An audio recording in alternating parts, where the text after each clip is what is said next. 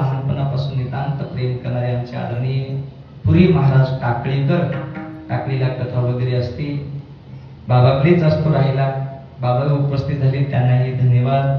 आदरणीय माझ्यावर नितांत प्रेम करणारे आमचे रामप्रसाद मामा सामारे टाकळीकर मामाही उपस्थित आहे, त्यांनाही कोटी कोटी धन्यवाद. गजानन बाबांनी आपल्या जीवनामधला परमार्थ सुद्धा करून बोला ना.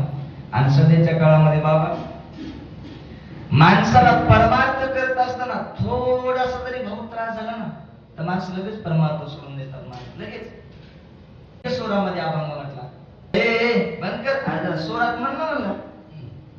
त्याला इतका राग आला, त्यानं गळ्यातला टाळ काढला, म्हणला हे टाळ तू भजन आणि तो मंदिर म्हणला जीवनभर मंदिरामध्ये येणार नाही म्हणला, अजूनही येत नाही विडा.